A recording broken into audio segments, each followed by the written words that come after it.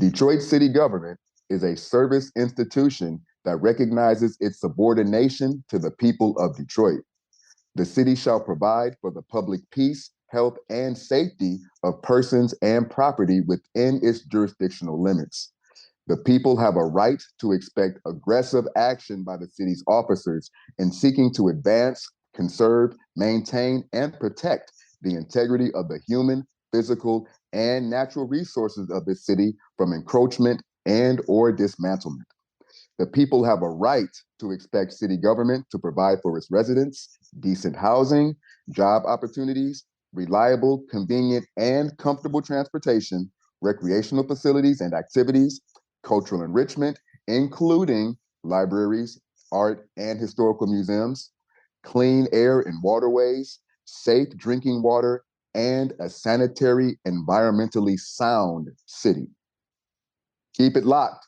The Black Detroit Democracy Podcast starts right after these messages. Detroit 1 Million is a journalism project started by Sam Robinson that centers a generation of Michiganders growing up in a state without a city with 1 million people.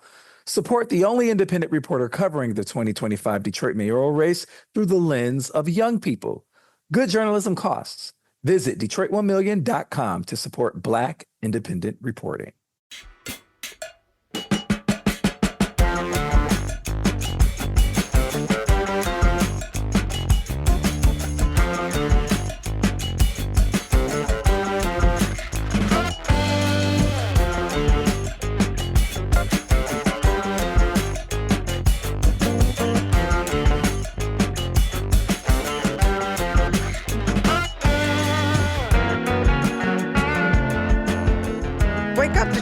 Welcome to the Black Detroit Democracy Podcast. Every week, we open this podcast with a reading of the preamble to the Detroit City Charter, read by the one and only Bryce Detroit. The City Charter is our constitution, which defines our rights and the way government should work. I'm Donna Givens-Davidson, President and CEO of the Eastside Community Network. And I'm Sam Robinson, founder of Detroit 1 Million. Thank you for listening in and supporting this expanded effort to build another platform of authentic voices for real people in the city of Detroit. We want you to like, rate, and subscribe to our podcast on all platforms. The purpose of this podcast is to encourage Detroit citizens to stay vigilant in the fight for justice and equality, with a special call to action for Black Detroit. We seek to build awareness of our history as a gateway to freedom, a beacon for justice, and a laboratory of liberation. Welcome back to the Black Detroit Democracy Podcast. Sam, how are you today? I'm good. School is back in session. The kids are outside today at 11:30. There was recess, and I heard kids laughing and playing. We still don't have a state education budget passed. Some Lansing area schools, I see David Eggert, he's a Cranes reporter. He said that his children's school just sent an email out, district-wide email, saying that free universal lunches are going to be, halted until, they find out how much they're going to get. And the education budget, House Republicans yesterday, House Republicans and Karen Whitsett yesterday, They just say House Republicans passed a budget. Karen on the phone tells me, there's still left, points to negotiate. She says that's not the budget that will be passed. That's why I voted for it. Of course, it needs to be passed by Senate Democrats and signed off by the governor. So she's right in that version of the proposal will not be passed. Mean that's why she voted for it. But that does not make I any asked her, sense. but why do you vote for it? And she says that's all part of the negotiations. I guess, it's the chess, the 4D chess is what's going on. Or 5D, I'm tired of the explanations. I was writing about this and this morning because it was so upsetting to me. You stand for something or you fall for everything. What are you negotiating? What's on your side? When you're standing with Republicans, you are trying to leverage your role as a Democrat to move Democrats towards Republicans. Or are you trying to vote with Republicans to move Republicans towards Democrats? In this hyperpolarized Lansing fight around basic issues around the budget, it's a ridiculous stance. What does she stand for other than trying to block Democratic legislators? She says that she has things in there that I need. She did cite, water shutoffs, forgotten harvest. I'm sorry. She said focus water health. shutoffs. This is the person who stopped the fight for water affordability, and now she's put water shutoffs in this bill. I mean, we're going to have to see when it makes it on the other side, what makes it through. She says that herself, Karen Whitsett, and Amos O'Neill are the only ones that have negotiated with Matt Hall, with Republicans, to be granted, this earmarks within the budget proposal. So we'll see if that ends up being true. Well, it's not whether it ends up being true. It's whether or not that is a defensible tactic for somebody who has a track record of betraying people in the community that she serves. You cannot vote to defund arts and culture in the city of Detroit and call that tactical. You cannot vote to defund so many things. How many millions of dollars of funding did she support because she says she was negotiating something else? And who was she negotiating with? Who is she? A one-person party? What is her? And I'm actually not even wanting to get weighed down, because I think what people like Karen Whitsett do is they keep on throwing out these explanations, trying to justify what they're doing, when anybody standing on the outside can see the impact of what you're doing is betrayal. And I'm still mad about what she did during the recess, where there were bills on the table that could have been passed, and she could have been using her voice then to negotiate then. But what was her explanation in December for why she did not support water affordability? Well, it wasn't about water affordability for her. It was about the tipped wages issue. So she has a new explanation every time she shows up for why she's in a position to vote. Now, water affordability is an issue, but water affordability was not there last December. She could have voted against tip wages last December and voted for water affordability if that's where she stands. But what she did was she brought community violence intervention. She brought water affordability to a grinding halt. And now bringing these things up as though she can champion causes that she single-handedly destroyed doesn't work for me. And I don't think it's going to work for District 7 voters. Well, Denzel McCampbell, the gloves are off. Karen sent me a long message about the criticism. Yesterday, Denzel cited the line items within the budget proposal. Again, this is a proposal. It's not going to be signed by Governor Whitmer. However, within the proposal were cuts. House Republicans want to remove financial support from the Department of Civil Rights budget for the Arab American National Museum, the Charles H. Wright Museum of African American History, the Holocaust Memorial Center in Farmington Hills. That's $1.5 million. Denzel yesterday on Twitter said, "My opponent just voted to defund the following museums." Yes. And it's going to be hard. I don't think Karen is interested in defending herself. I don't know what she's interested in. I don't really care what Karen Whitsett is interested in. I think we make politics personal when we ask people, why do you support bad things? There are some things that are good and there's some things that are bad. And when it's bad on its face, I'm not interested. And I actually put in my little, in my post this morning, don't ask me because I don't know why, but it's like that. And that's the way it is. You cannot. It's kind of like when you have somebody who cheats on you, who tries to explain to you why they did it. I'm not interested in why you did what you did. You did it. And what I'm interested in is what you did. I'm not interested in why you have chosen to affiliate yourself and go on press campaigns where you are advocating some of the same talking points as the Republican Party. What I'm interested in is the fact that you did these things, and therefore you cannot and should not be allowed to represent District 7 and serve as a representative of city government. I think that she's dangerous, and I think she needs to be voted out. I was watching the District 2 race as closely as I was watching the mayor's race during the primary votes, because it's that important to me that a person like her not sit on city council, not be allowed to advance city policy that's harmful to Detroiters and then make excuses to people behind the scenes. Go on public record with what you stand, and your votes are what matters, not your conversation in between them, to me. And yeah, so I'm sure she's going to defend herself. I hear that she's having a white party, and white supremacy is something that she doesn't seem to disagree with. So I'm not surprised by that. But let's move on. She's certainly going to get the financial support from, these corporate PACs. The corporate PACs didn't support her campaign. They did not. But I mean, they did in the fact of that was the only support that she got. She had no individual contributions. They just were 3 PACs that gave her how much? I think 23,000 in total. I think 22 to 23,000 was the final number.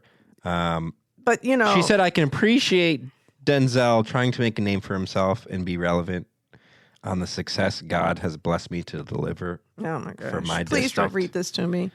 I would never take a text from her, and I don't really care. Honestly, listen, there's different ways that people like that pay people. Sometimes they give money to your campaign. Sometimes they offer you things off the record. And in my opinion, there's a value that she can get. Sometimes you get a job when you leave, a cushy job. All kinds of promises get made, but she's been affiliated with people who have been harmful to Detroit residents longer than now and more than just this bill. And Denzel McCampbell is certainly not trying to be relevant. He raised 4 times more than she did without having the PACs that she had supporting her, the Republican PACs. So that's where I stand on that. I feel very strongly about what... Well, it's going to be interesting. I do wonder what it would look like, if Karen does get in there. And I asked her on the phone this morning, with a Mary Sheffield as mayor, with a Solomon Kinloch as mayor, what would that look like with you on council? And she says she's not sure because she's not sure what direction Mary is going to go. I think a lot of people are also wondering that. Some folks that are interested in endorsing her, one being Gabby Santiago Romero, she told me, and Letitia Johnson told me here actually at ECN, when you guys had your guys' mayoral forum, she told me that she was, after the primary, likely to endorse a candidate. We haven't seen that yet. We haven't, we didn't see that from Gabby. Told me at the DCFC event a few weeks ago that she was planning to endorse a candidate because of how much Gabby and Mary sort of boost each other. I would assume that she's going to endorse Mary, and I asked her directly, "Are you endorsing Mary?" And she said, we'll see. I think that's really interesting. I wrote about this week sort of the different factions, opposing factions of Democratic identity and how that's playing out in Detroit. Mary Sheffield, of course, receiving the Duggan endorsement is interesting when I think about a person who received an endorsement from Mike Duggan last year, Mary Waters, and it seems to have been a deal that Mary Waters, you support my congressional campaign, and I'll support your campaign for governor. I'm not sure if Mary knew that Duggan was going to leave the Democratic Party, but she has been very complimentary. I don't know if she's come out with a formal endorsement of his gubernatorial campaign yet. But Mary Waters is somebody that, doesn't really stand to lose much if she is penalized by Curtis Hertel in the state Democratic Party in a way that Mary Sheffield, being much younger and perhaps has aspirations, I'm not sure, to, pursue higher office than Detroit mayor. If she were to do that as a Democrat, she better, in Curtis Hertel's mind right now, she better not endorse Duggan for governor. And she told us at the endorsement event, it's an important office, and when the time is appropriate, I will, consider that. I do wonder what her relationship, if any relationship, is with Jocelyn Benson. Jocelyn has been a resident here for however many long years she's been here. But it's just so interesting to me, all of those sort of versions of the Democratic identity. Obviously, Duggan isn't a Democrat anymore, but he was for the past 40 years. I think that the Democratic Party is a party on its knees. And I think that we have got to talk about politics sometimes outside of some of these hyper-partisan conversations, especially on the left, because the Democratic Party is searching for an identity. Curtis Hertel thinks maybe if I just punish people, I can punish people into alignment. And I think he's trying to play by a Republican playbook. But the reality is that a lot of people who used to consider themselves Democrats have been very disappointed in the party actions. And I don't think that the Democratic Party has the power that they wanted to have in order to make those punishments matter. And you know that the mayoral race is a nonpartisan race, and Mary Sheffield is running a nonpartisan campaign. All of the concept about endorsements and stuff like that between politicians, a lot of times what they're trying to see is what can I get out of this person and how can I influence this person. I don't think that Gabby endorsing Mary Sheffield or even Letitia endorsing Mary Sheffield matters, not when she has the kind of advantage other people have. I don't think if Gabriella supported Kinlock, it would matter that much either. In fact, I can't imagine that happening. Or Letitia supporting Kinlock, I don't think it would really move the needle that much, because I think Mary's support is coming from people who are immune to those types of factors. I don't even know that Duggan's support was huge. It may be in terms of fundraising, but I think that his endorsements have cut both ways. He's had some success with his endorsements and some failure with his endorsements. Moving forward, I would hope that Mary Sheffield, everybody running for office would, endorse the person they thought was best equipped to help run the state and also to protect relationships with the city of Detroit. And part of that calculus is going to be whether or not, Jocelyn Benson can win. I think the question is, with Duggan in the race, with a Republican, Republicans all tend to stick together. Will Duggan take more votes from the Republican or the Democrats? And I know that he's gotten more financial support from Republicans, but that's a question. Jocelyn Benson has her own issues, and Curtis Hertel has not addressed the issues where she settled a lawsuit for racism. And she said, well, I'm not admitting I did anything wrong, but she settled that lawsuit nonetheless. And I think that in cities like Detroit, that's going to really harm her. And the Democratic Party needs to be prepared to deal with that. You don't think Hill Harper stumping for her is going to boost her in Detroit? That's what her campaign thinks. Well, he certainly did not. I like Hill Harper. I really do like Hill Harper. I think that Mike Duggan has more influence in Detroit than Hill Harper does, quite honestly. Yeah, I'm not going to disagree with you. Duggan, I think Hill Harper could not really make a impactful Senate run. I think that we're going to talk about this anyway. When you are running for high office or any office and you're asking people to vote for you and allegations come out about you being racist, if you don't take that head on and you don't defend yourself against those allegations, or if you can't defend yourself against those allegations, it's going to harm you. She's got to figure out a way to help people who already don't trust her and believe that she's a better choice than Duggan. Or what's going to happen is you're going to see Duggan getting a lot of the urban votes in southeastern Michigan from Black people. And Jocelyn Harris would need Detroit voters in order to win at the state level, I think. So that's my take on it. I think that the Democratic Party needs to be a little bit more intentional on how it, advances candidates who make sense. I don't think that putting the Democrat seal of approval on Jocelyn Benson is going to help her. I'm disappointed to see Garland Gilchrist not gaining more ground, not taking advantage of some of these moments, not being more visible. I'm not sure what his campaign strategy is, but I know he's running from far behind for governor, and it would be interesting to see whether he has any real moves to make between now and next year when the election heats up.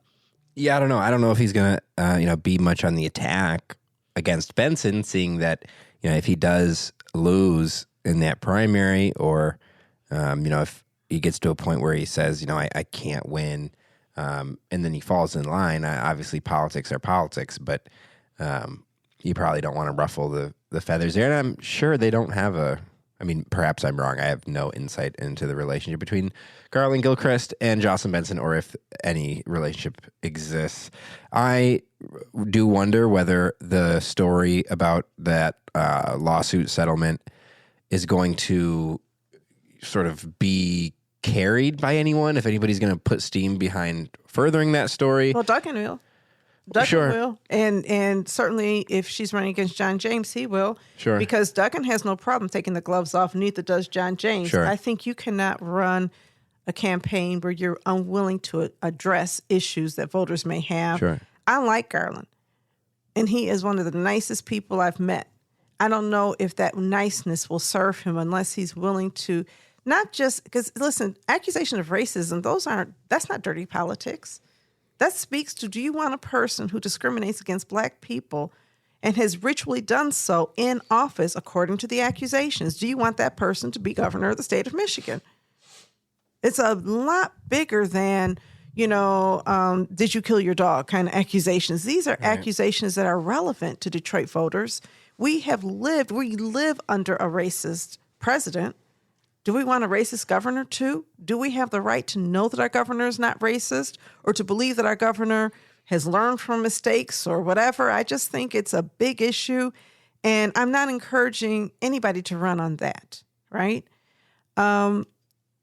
What are people running for in terms of their vision for the state of Michigan? We know that, Gretchen Whitmer's Fix the Damn Roads. That was her campaign slogan, and we still remember it.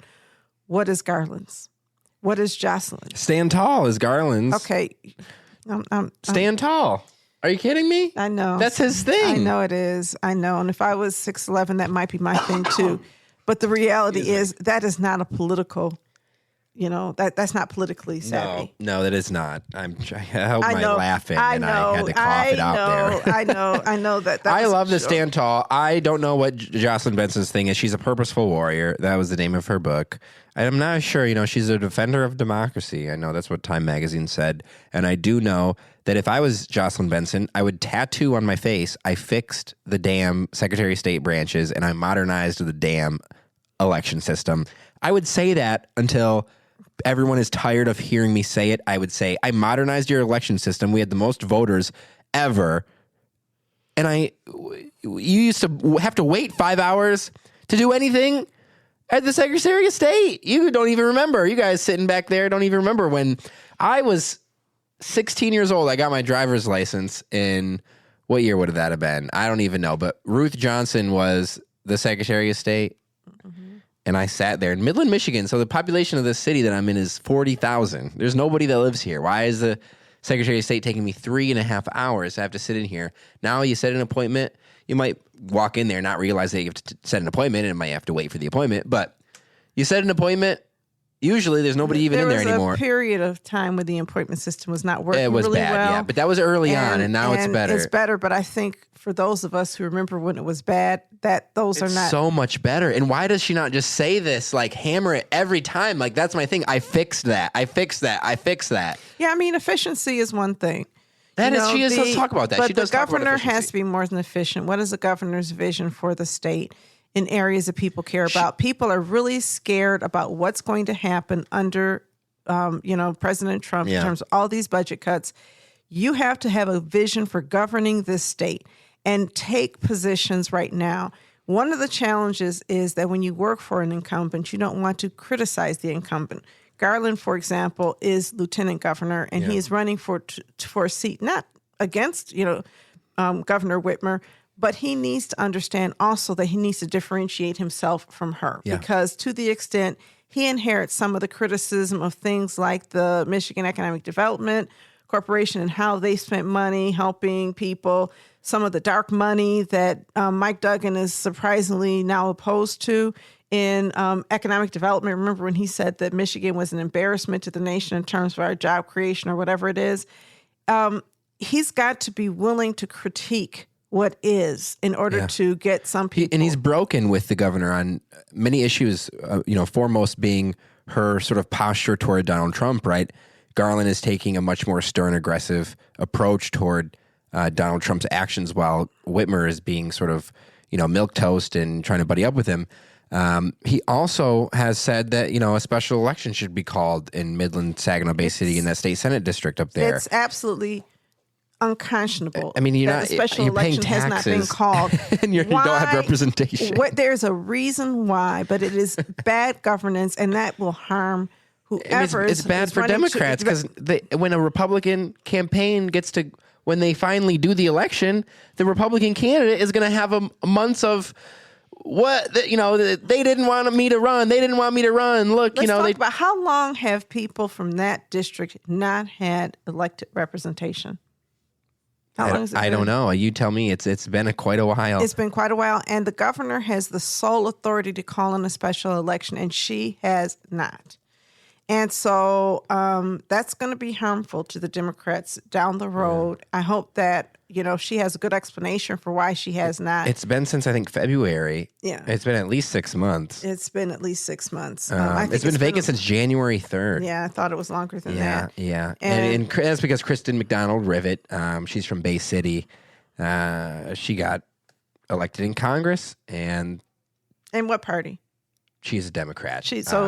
A Democrat vacated her seat, and the governor could appoint or allow for a special election where it's possible another Democratic voice could show up representing that area, and chose not to. But the reason is, I guess the reason that critics and commenters assume is that Whitmer and the state party are nervous that a Republican will end up getting elected in that seat.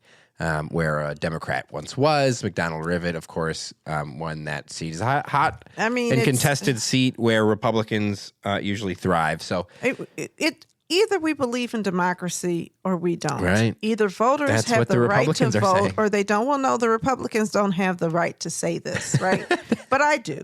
It makes it very easy after, Democrats have been telling them that. Democrats have been telling them this, and they believe in the right to vote when they think they might benefit, but they don't really believe in the right to vote as a standard of American practice, and we know that because of gerrymandering and other things they do to tinker with elections.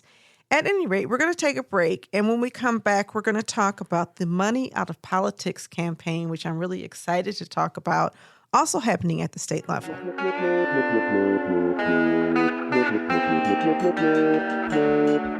Have you ever dreamed of being on the airwaves? Well, the Authentically Detroit Podcast Network is here to make those dreams come true.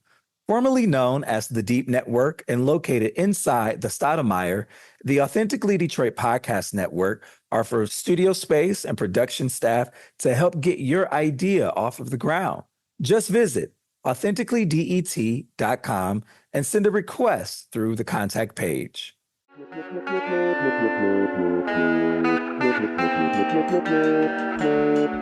Okay, and this is a story that I'm bringing to you from Bridge, Michigan, Money Out of Politics. This is not the Money Out of Politics I was looking for. Wow. Oh, here it is. There you go. Okay, Michigan Advance. I'm sorry. Ballot Initiative seeks to ban political contributions from monopoly corporations like utilities or from regulated utilities.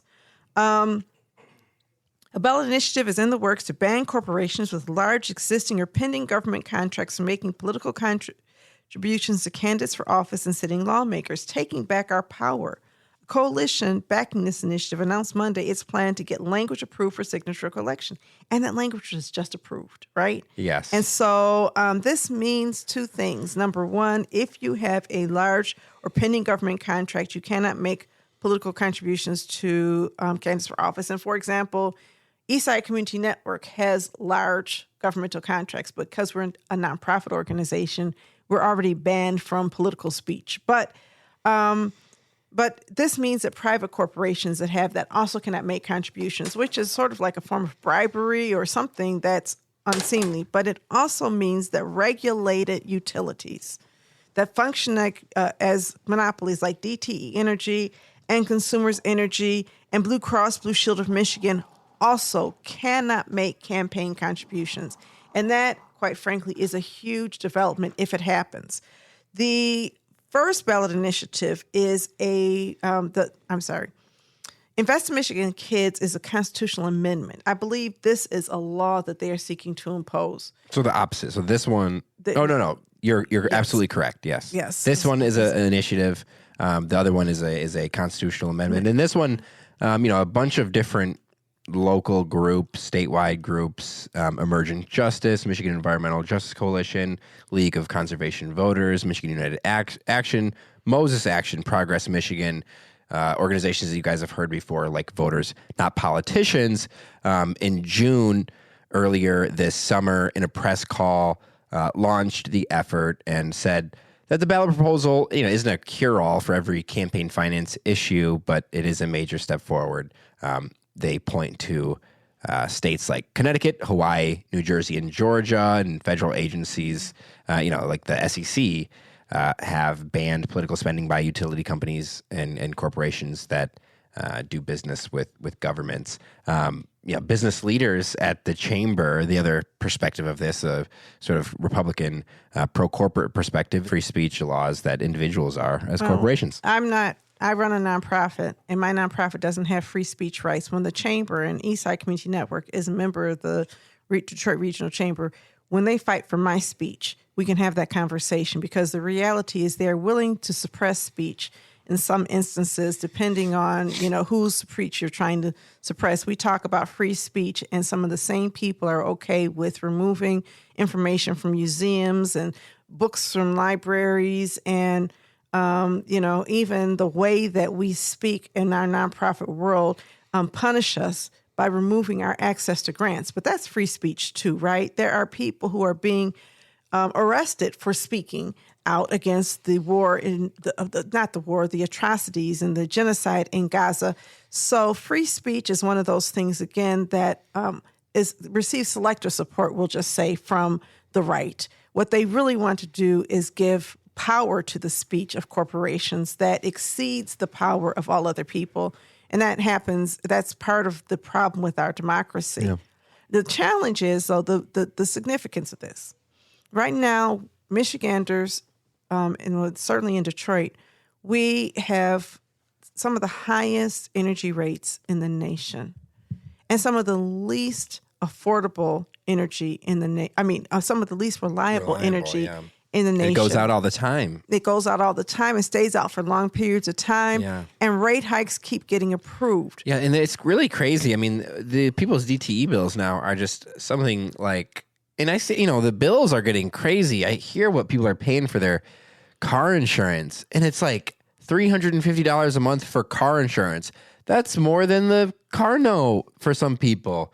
I mean, how are people affording this? Well, there's not, the concern is never how are poor people affording this. The concern is always what's in the best interest of wealthy people. So let's go back to DTE.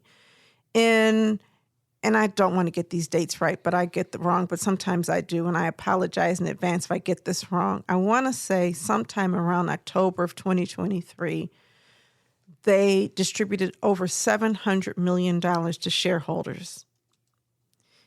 That spring, the following spring, they requested a rate hike for $432 something like that million dollars that would constitute $432 million to carry out their required responsibilities. Well, if you needed that money, why did you distribute it to shareholders? Why would you distribute money to shareholders, which are people who own stocks and bonds, who are investors, and then put the burden of those distributions on the back of ratepayers who are already paying too much money? It doesn't make sense. And so I did talk to somebody who worked for DTE, and they said, well, those are retirement funds, and these are other people who invest. We know that the biggest investors are not retirees. The biggest investors are actually, wealthy people who play the stock market and have large investments, and this is a way for them to continue growing their wealth. And we know that wealthy people who sit on these boards, like DTE, demand that they pay out large numbers to the shareholders. Whenever you are a publicly traded monopoly, then your shareholders have the power to make demands and then expect government to come bail you out by increasing the rates. The other issue with DTE is that DTE has been pushing our legislators and getting our legislators to oppose community solar. Detroit has said, the city government has said we have community solar and we don't. Community solar is when you can build solar in a community and the solar power is shared among people who are living in unaffiliated residences as a way of providing a reliable source of energy during blackouts and brownouts, and also a way of reducing energy bills. It seems reasonable that community solar should be allowed in low-income communities like ours. What the mayor did was he put solar inside of communities and called it community solar, but the solar that's in these neighborhoods is used to power Detroit buildings that are owned by the city of Detroit. So it does not really cut the energy rates of people who live nearby. They don't benefit. It cuts the rates of the city of Detroit. And then says, well, they were passing it down to the taxpayers or whatever, but it's this indirect benefit.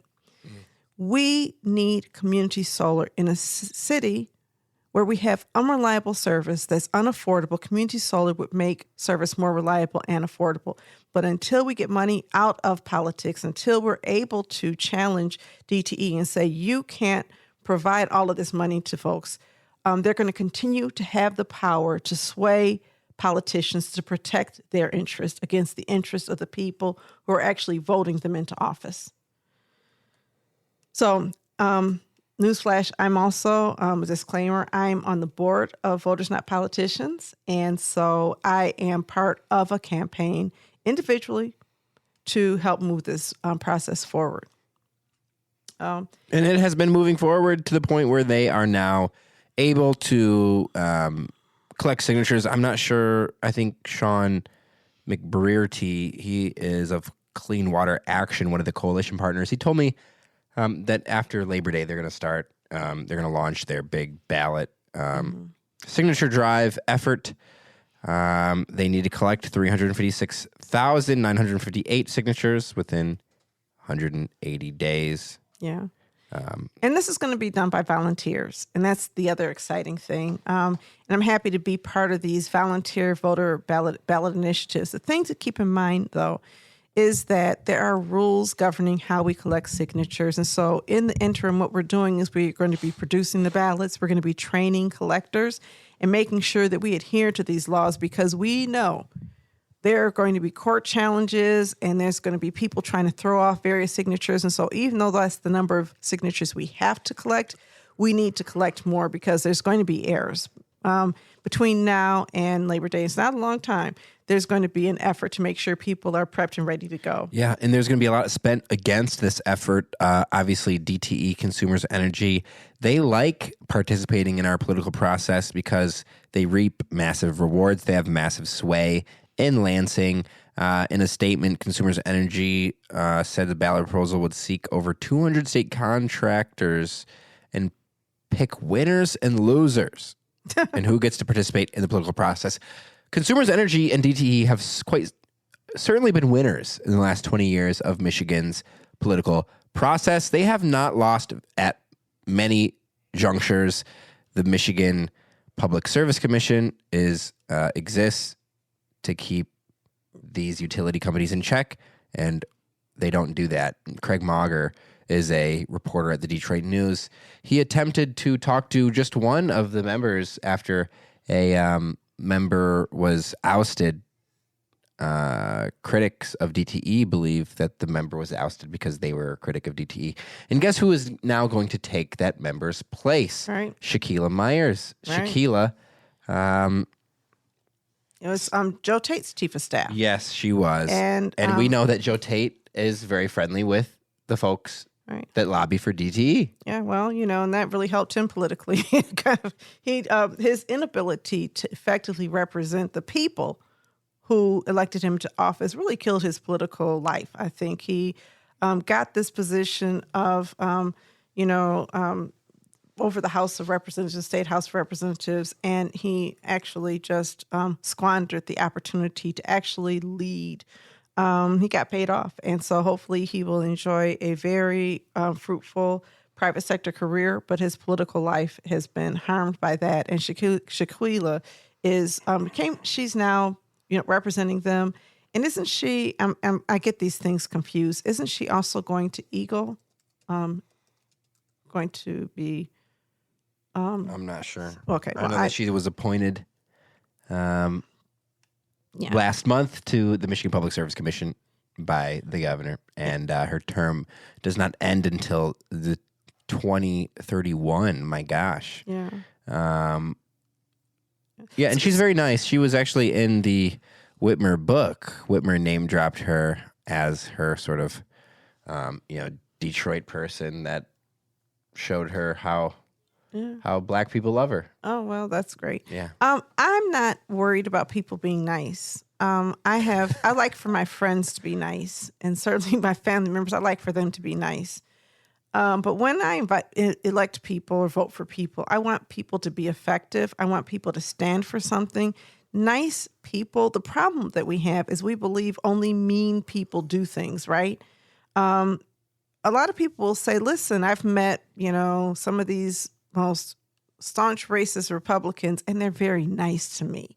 They're nice. They're friendly. I sat next to somebody who ran for public office and won. I'm not going to mention that person's name. A very nice and friendly person. And if I were voting her into a club, I don't really belong to clubs, but if I belong to a club and I have membership responsibilities, nice would matter. Yeah. We are electing politicians. And, quite frankly, the political establishment that really influences so much of what we see in the city of Detroit and at the state of Michigan, whether it is representing Black people, Indians, Asians, Native Americans, political establishment people have a way of protecting the political establishment and the political establishment interest as opposed to the interests of people who sit outside the political establishment. And we get that confused sometimes. We show a Black face and this is like a nice person. Maybe they pledged the same sorority or went to the same college. And therefore we assume this person is aligned with our interests and our needs. And that's just not true. I think we have to think more critically than that. And I do believe young voters are thinking more critically than that. I want to take a break now and then come back. And we're going to talk about some key local politics. We've already talked about District 2. But there's some stuff. District 7. District 7, thank you. District 2 is Roy and Angela Whitfield. I know. Thank you for reminding me. Yeah. Yes. We talked about District 7, but I want to talk about District 5. And then we're going to talk about the 13th Congressional District when we come back.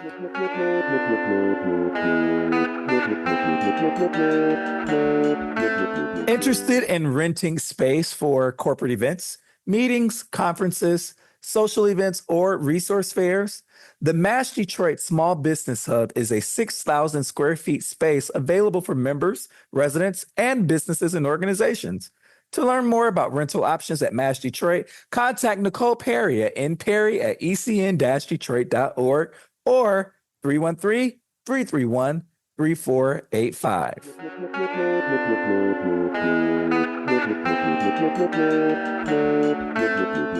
Okay. So District 5, let's talk about District 5. You got some juicy we got stuff. some new news.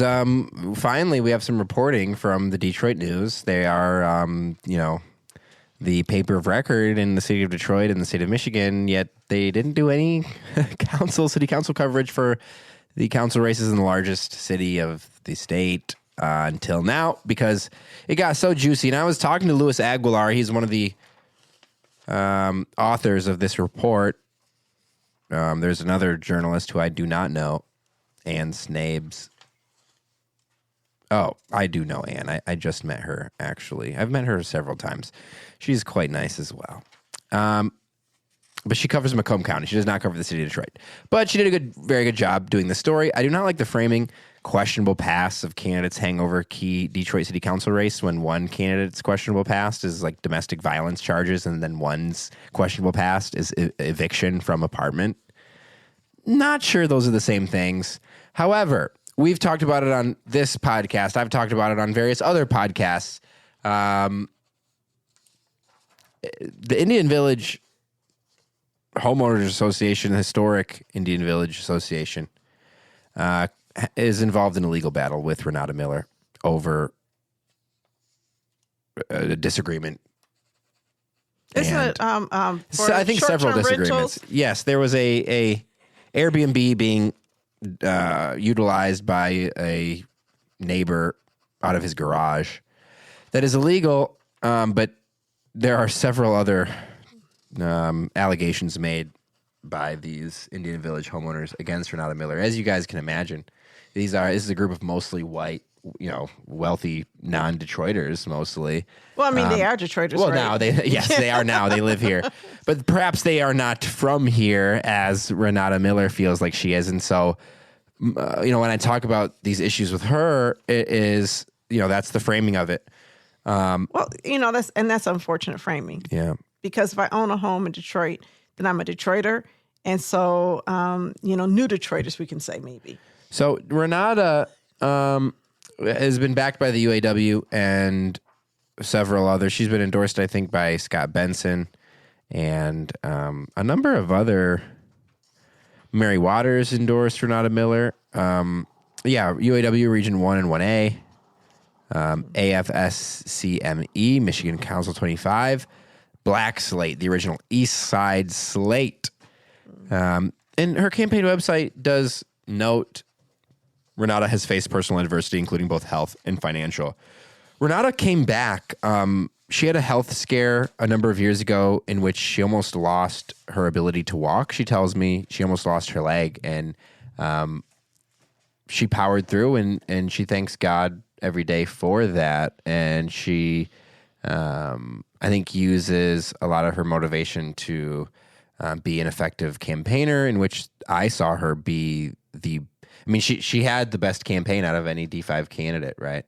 I don't know if she raised the most money. I think maybe George Adams might have raised more. I might be getting that wrong, so don't quote me there. But it wasn't the money. It was that she put her boot to the ground and shook hands, met people, and got her yard sign in everybody's yard. Willie Burton, kind of the same thing. He put his head down and got his name out there. Obviously, he's been on the ballot before, so it's a little bit easier for him. But Renata was the top vote getter. Mario Moro in this, he's a longtime political consultant. In this story, he says both candidates have questionable past.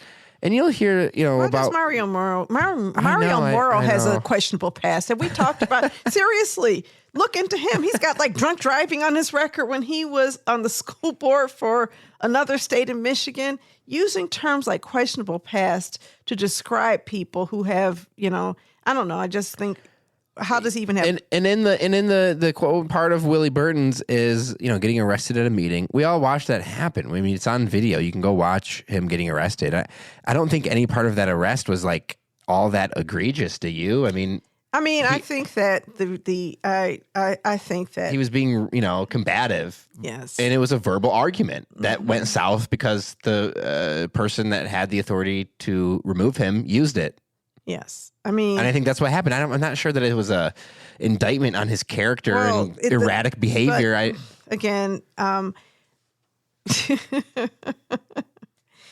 I just don't think that Mario Moro has I don't even know why people keep on asking these same people. They do. They ask the same people. Political I just talked to Adolph Mongo the other day. It's because he says funny stuff, and it's it's kind of funny. I guess it's because they're available. They answer the phone, and that's the typical part of being a reporter is you need to have somebody that is available to answer. There are many people who are available to answer the phone. The reality is that they have positioned themselves to be spokespersons for Black Detroiters.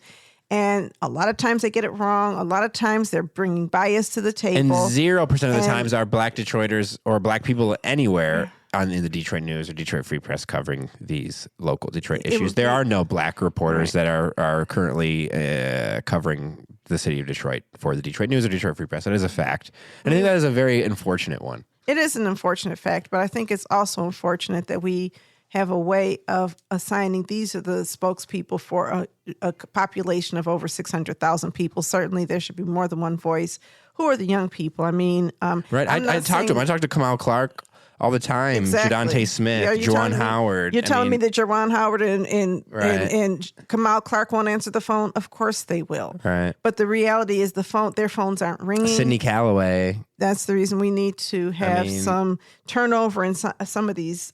Ariel Foster. Exactly. I could go on and on about the young people that I talk to, that are informed. Paul Jones. Well, that's why you are a valued asset among political journalists, because young people trust that you are talking to people who relate to them. And I know about that because I'm a mother of young people who were like, have you read Sam Robinson? And I've met you before then, but they were really excited about the fact that you were saying things nobody else was saying and referencing sources nobody else did. So hopefully when you need to talk to somebody, it won't be then. But let's talk about this a little bit more deeply. I don't want to go into too deep a cliff talking about the lack of diversity in political consultants. Yeah. What's going on with Renata? What are the criticisms? So I think a lot of her biggest critics would agree with me in saying that a lot of her biggest weaknesses are her strengths. I mean, how fiery she is, very explicitly pro-worker. I think, if you're not a fan of the UAW Sean Fain style of politics, then you probably won't be a fan of Renata Miller. Of course, people try to sort of unfairly connect what her daughter does on that reality TV show Baddies to how she might be as a council member. I think that is completely unfair. Agree. And how much of that is reality or just scripted, whatever, on that Zeus Network show. Laurel Plummer is the CEO and founder of the Zeus Network. I believe, he has property in either Grosse Pointe or in Detroit in the Boston Edison neighborhood. And they had a season of Baddies in Detroit. They had auditions at the Huntington Place, and it was all over my social media for a long time. You guys remember when they went to Franklin Cider Mill? No, they're like, no, they don't remember that. Well, I do, because I'm so on social media, and they turned up. They got all the kids and the families were watching them fight each other at Franklin Cider Mill. Yeah, they fought at the cider mill. But that's not the fight we care about. The fight that we care about is a 2004 jury guilty verdict by jury of assault. She was not guilty of assault with a dangerous weapon, but she was found guilty of domestic violence, a misdemeanor charge in a case stemming from a confrontation with a married man she had an affair with.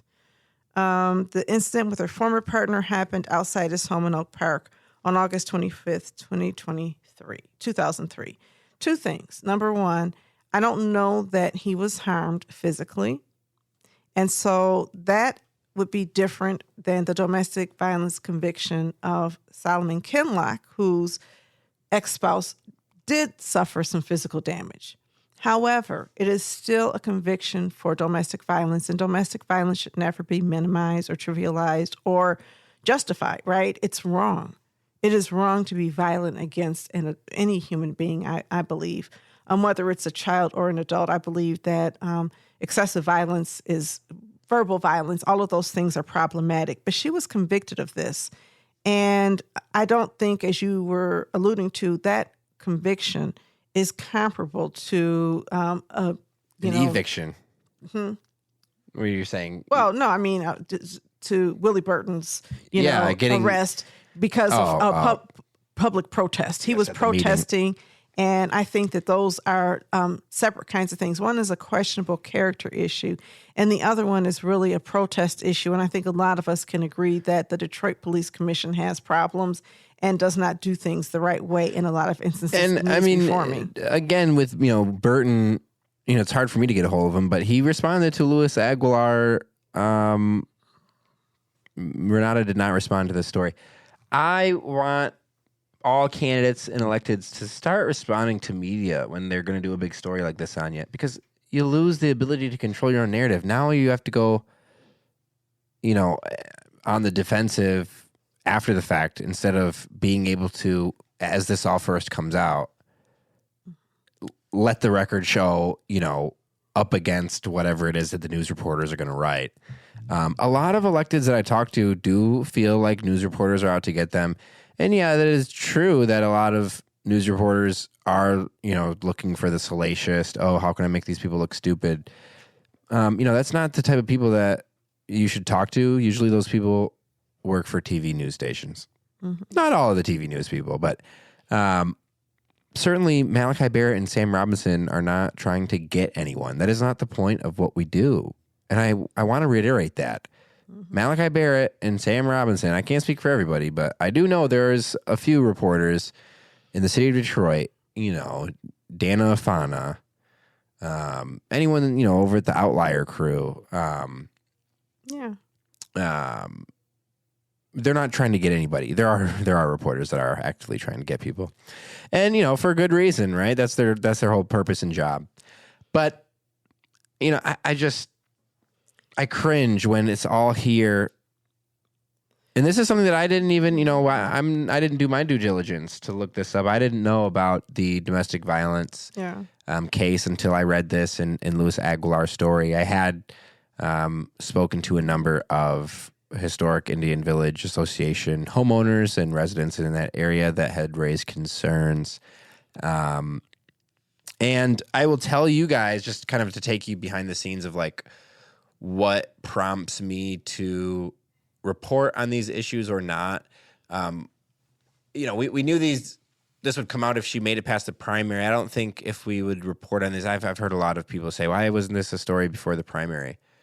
It could have been, but it's a very laborious thing to do. It is. While there's an election going on where you have 7 different council districts that you're trying to inform people on, with about 100 people and a mayor's race. And so it's kind of a time, do I spend 2 days on this story that this person might not even get past the primary? So that's why we didn't see anything about it before then. We're not electing saints. We're not electing friends. Right. We're not electing gods. We're electing human beings. Right. And people make mistakes. What we want to know is that the mistakes that people make, when they make mistakes, they're accountable for them. Now, one of the other things that is mentioned is some evidence of financial instability, whether it is evictions or foreclosures and things like that. And City Council does not control the City of Detroit purse. City Council votes on a budget. I think it's important to understand that people who are facing financial challenges sometimes end up in situations where they lose their housing. It is up to us to decide whether or not we think the candidates have enough personal stability to act on behalf of citizens. I will say that the one risk factor is that when people are financially unstable, sometimes that means that they are vulnerable to bribery or other types of, gifts, because when, certainly the people who are trying to influence the votes are doing record searches and doing all of this information. And so we want to make sure that as we're electing candidates, that we're looking at their integrity in office. There are some allegations against Renata Miller about a lack of transparency and perhaps allegations and suggestions that she abused her power while overseeing the Indian Village Neighborhood Association. That can and should be considered by voters, but not in a vacuum. You have to look at what a person has done in their entirety. Somebody can bring accusations, but do they bring evidence, and have those charges been successfully fought in court? And, talking about evidence, there is also more on Renata Miller. Some of the, and part of the Historic Indian Village Association allegations are that she was homophobic and that she sort of created a hostile environment to LGBTQ potential members. I've seen the Facebook posts dating back to 2014 where Miller speaks out against same-sex marriage on her Facebook page. The posts are all still on her Facebook page. Oh, thank you. That's significant, because bigotry, and the question is, can you represent a community if you have bigoted opinions about people, whatever those opinions are? I think bigotry is a problem. It's one thing to have personal feelings or religious convictions, I suppose, but when those convictions lead you to make bigoted statements and engage in bigoted behavior, I can understand why within the Indian Village Association that would be a problem, because I know of some same-sex couples who live in Indian Village. Sure. She says in one post, "I will not celebrate or praise anyone who promotes homosexual activity. The world insists on ramming lesbian gay relations down our throats. It does not matter what God we serve," she says. And so, there's a lot of those type of posts. Yeah, I mean, thank you for letting me know that. Yeah. I was not aware of that. That's certainly a problem. Just the other day, Snoop Dogg, a man who bragged about revolutionizing porn, the man who Snoop Dogg's doggy style. Well, I'm not surprised by it. I think that he is. How many gay people do you think Snoop Dogg has, had to deal with and done business with? Why is he saying this now? How much women on women's sex is he promoted through his pornography? Has he actively participated in, probably? Yes, exactly. So for him to make those statements, I swear I was like, really, sir? I'm already done with you. Now I'm even more done with you. I could go on about Snoop because listen, there's no song that used to get me going more than Gin and Juice. I am such a long Snoop fan, despite his horrible music and lyrics. I just like the sound of his music and his style. Yeah, he's talented. He's talented, but he's been talented for a long time. He's still doing those little verses on people's albums and stuff. And but so I was never like really big on some of the artists. Like I was never a real R. Kelly fan, so it doesn't hurt me where I live. But Snoop, yes, Snoop, stop this. Bigotry is not cool, especially after you performed for the inauguration. So you are back to being canceled in my book. Yeah, well, I agree. I will come down and give a rare opinion that I don't like that either, man. Who cares what people are doing, man? Like, not everybody's a Christian. So if they're not a Christian, are they going to hell to you? Like, who cares? But stop. But if a pastor does it, exact same thing, they'd be like, well, he's only human. So there's also, ranking among Christians where certain Christians get off the hook. I'm done with the being mean to gay people and all that kind of stuff. It's just ridiculous at this point, guys. Like, what are you tormented in the inside of your mind? Are you gay? I mean, that's really what it comes. What is going on? I mean, it's beyond being ridiculous. It's harmful. But it's a self-hating thing. It's self-hating, and it's also the prelude and pretext for violence against children. I don't know if I mentioned this, but this has never not sat with me.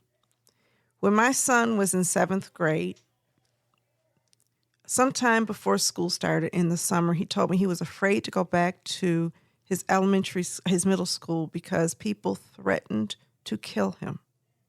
Because they took a picture and they saw in this picture he was looking at another guy. And this is before he was out, before he had girlfriends, before he was out. He was fearful for his life when he was 12 years old, not because of what he was doing, but because people didn't like the way he looked at somebody. I take that very seriously. Homophobia kills. And it not only kills because other people do things, but it causes people to want to die or believe they're going to die or believe they're going to burn in hell. And who are we to judge somebody and decide that their life isn't worth it? So I take as strong a stand on that as I do against misogyny and racism. It's wrong and it's harmful. I did not know that about her. That's the questionable past. I don't know. Well, they put it really down there in the story because obviously that's not what the Detroit News readers care about. They care more about the fact that, she had to, is back on her property taxes and, owed this much money and delinquent on this and that and blah, blah, blah. That's what they care about. We could do that story on a lot of these candidates and a lot of these elected officials. If you guys really want me to do it, I'll do it. Well, I don't want you to do it, but when it comes up and when you know that there are bigoted, harmful things that people have done, we should talk about them. I'm not trying to do a character analysis of everybody because we all have flaws. Right. I will say the funniest thing in social media to me is this sly thing, or what I think the Ken Lock campaign thinks is sly, by pointing out that in 2010, 11, 12, something like that, Mary Sheffield was a co-pastor of her father's church. I think it's 2025 now, and she has been on city council since 2013 or 2014. But in several years before that, she was announced as co-pastor. And so they say, well, who's going to win? It will be the pastor or the co-pastor. But y'all didn't know she was a pastor. And I think that's so funny on so many levels. It's like you are really getting desperate now. Right. Yeah. I mean, it is quite common for people that are not active pastoral, duty people to be ordained and to go through that ministry to be ordained. I know many people who are ordained as a minister and are not actively a pastor, but do preach when invited to at churches. I absolutely do have good friends who do. This is much different than running a church and pastoring a Sunday afternoon So imagine Mary Sheffield ran for mayor and said she had executive experience because she co-pastored this church. The same people who are trying to imply that she's doing the same thing as Ken Lock would be laughing at her, saying that's not real executive experience, because being a co-pastor in the way that she's ordained is not real executive experience. I will say, I do think part of the part of that sentiment is the idea that there's something just morally corrupt with that church, with Triumph Church, that it's been labeled a mega church, and so a lot of people that aren't familiar with Triumph think like, oh, what is happening there? Is it some evangelical anti-gay cult? And it's not. But it does have on its website anti-gay it verbiage. Does, and but the reason the people are opposed to, some people are opposed to Kinloch being mayor is not because he's Christian. This idea that we don't like Christians, or not even because he's a pastor, it's because he's not willing to step down from being a pastor to run the city, right? Yeah.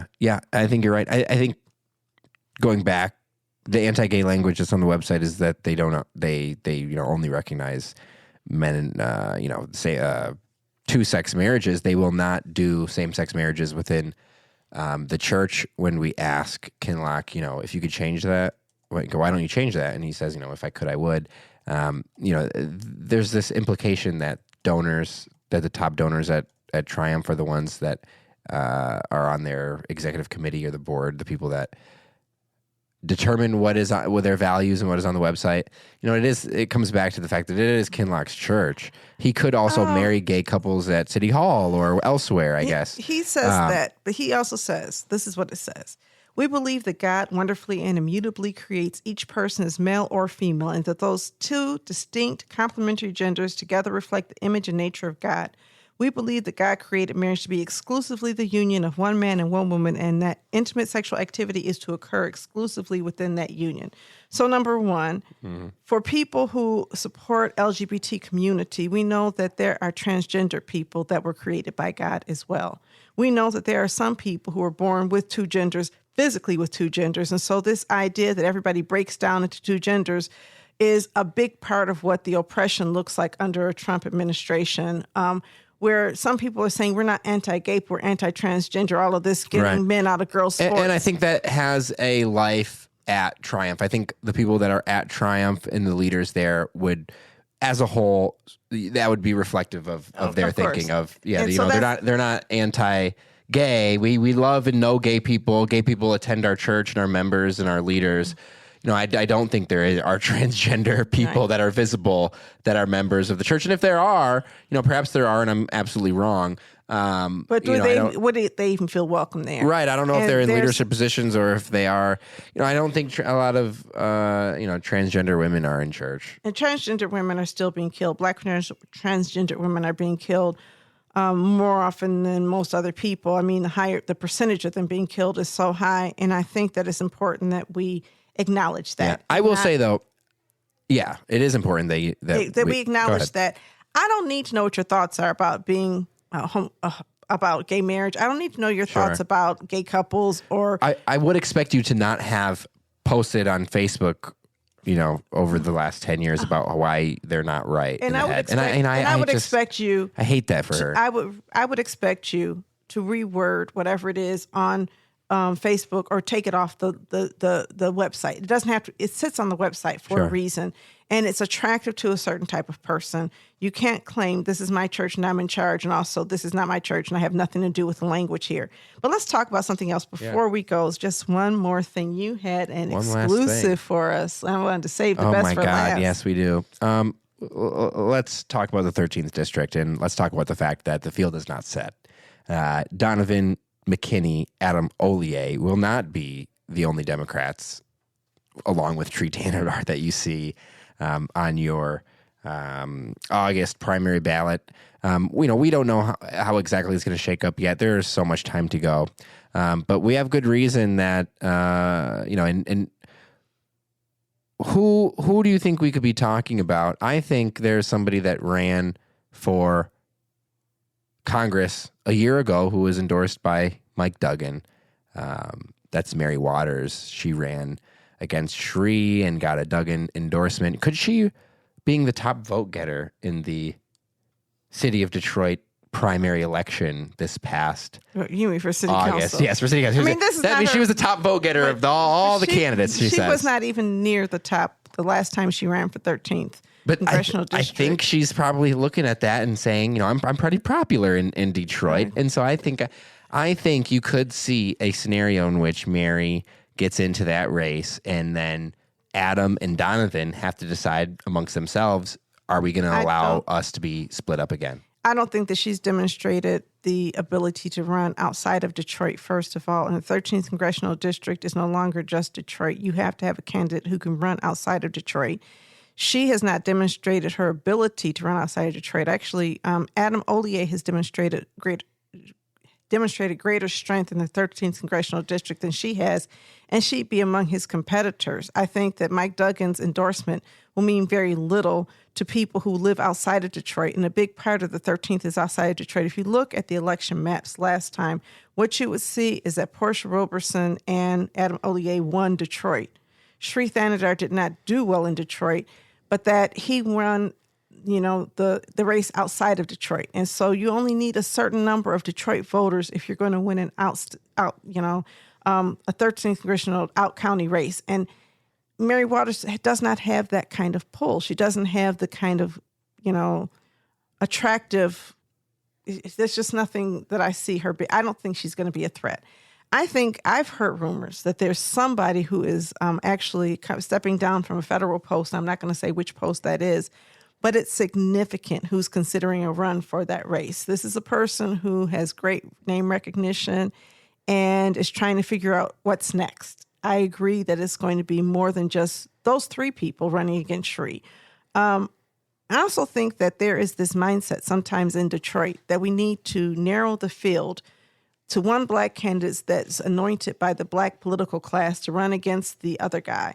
And that is like a 1968 tactic. It is 2025, and there's so much diversity in thought and belief systems. You're not going to be able to narrow it. If your fight against Sri is here's the black guy against the Indian guy, you're going to lose. Yeah. I think there's been one candidate currently in that race that has separated himself when I see Donovan getting all these legislative endorsements, when I see Donovan getting all of the financial support, despite the fact that Adam did narrowly inch out him in the fundraising total last reporting period. I just don't know. I don't know if Adam has the same lane as he did a year ago before he was disqualified. I really don't. I think that when he got disqualified, I think that it did something to his political career. I absolutely agree with what you're saying there.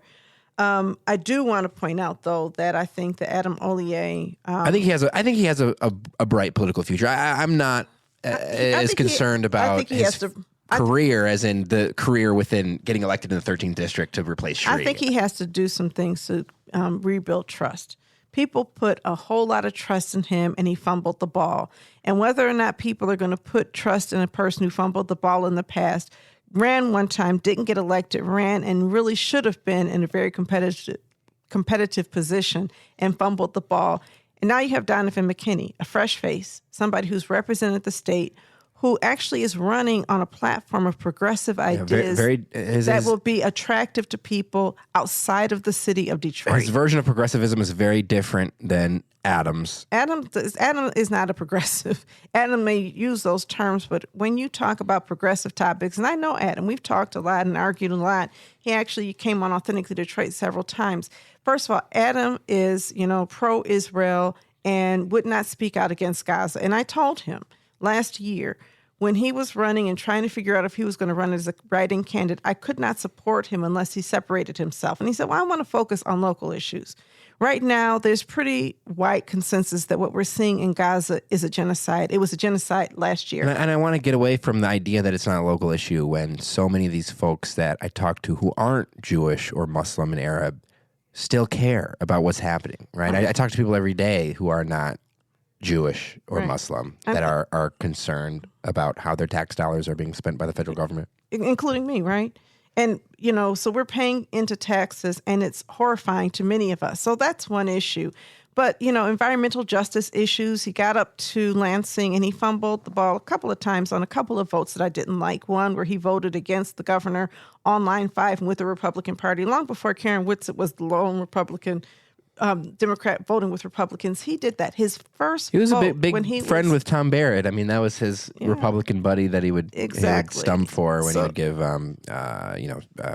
Senate speeches. And I will say, Adam is a totally effective communicator. I mean, he has a talent for speaking in front of a room, and he commands a room when he walks in. I do think he has a career beyond running against Sri Tanadar. I think that he may. He's charismatic. Not to mention he's a nice guy. He's also charismatic. Nice. He's a nice guy. He's got a lot of friends. But the reality is, if you stand for nothing, you will not win, because that's the environment that we're in right now. Yeah. It's getting harder for folks who are saying one thing to the corporate class and saying another thing to the regular folk class that we all exist on. Right. Exactly. That's me and you, right? We're regular folks. Oh, exactly. And I try to communicate. One thing about me is I'll say the same thing whatever room I'm in. You know that, right? And I'm saying it on the air. And so I'll be consistent. And people are looking for consistency, passion, and ideas from their candidates. It's not enough to you want to be a modern day John Conyers, and this is so you have this stylist. He's stylistically similar to some people. Yeah. But I don't see the substance and the passion for real justice causes coming out. And I don't want to attack Adam. I think Adam represents something that you see a lot in Detroit, and that is politicians who know how to win Detroiters' votes, like Mary Waters, but who don't know how to win outstate votes. And it's those votes that are going to matter. It's going to be downriver voters who decide you're voting on my issues. Detroit voters are more conservative because of our religious connection and because a lot of times we're really focused on what we consider bread and butter economic issues.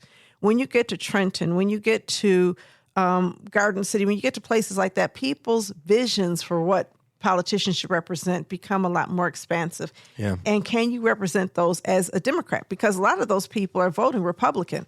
The Democrats are more progressive in a lot of places than they are in the city of Detroit. They are. I wrote about that yesterday. You can go read about it. Many Shades of Detroit Democrats. I can't wait to read Detroit that. 1 million. It's a 2,000-word story. I went really long on just kind of the state of how the competing factions of the party are sort of navigating the unpopularity of the national brand. Obviously, you have Duggan and the Whitsetts and the Tyrone Carters, and you have the Denzels and the Gabbys and the Mary Sheffields. And remember when we redistricted in Michigan, last thing I'm going to say about Donovan McKinney. When Michigan redistricted, Donovan McKinney was one of the only black people to win in one of the new congressional districts representing Detroit. He was able to win in the state legislative districts. He was one of the few. I think he's demonstrated his ability. He's affiliated with the right people. I think black Democrats, if you want to win, you should definitely affiliate with progressives, because that's what's going to win you countywide, region-wide seats. It's not going to be your typical old school black Democratic politics. There's a lot that could be written about that. I'm reading a lot about how Democratic policies are transformed based on so many ways, and I think we need to catch up to that. And so I hope that next year there are other people. Certainly, I think Donovan McKinney has done a good job. He was trying to out-fundraise Adam Ollier, saying, I need to raise a certain amount of money now, and I can push him out of the race. And they kind of raised equivalent amounts of money. They did. They raised about the same amount. Adam edged Donovan. He really went hard with the text message campaign, didn't he? I was getting a bunch of those text messages. We had a phone conversation. I said to him, listen, I'm not trying to be rude. It's not your time. Sit down, because there's a mayoral race and there's some other races for city council that are so important that I've got to keep my focus there. You're talking about Donovan. Yeah. And listen, I know he was spamming everybody's phone by the hour. Like, hey, we're at this goal. We reached our goal. Yeah. We're going to close out, but I just want to finalize one thing on Donovan's campaign.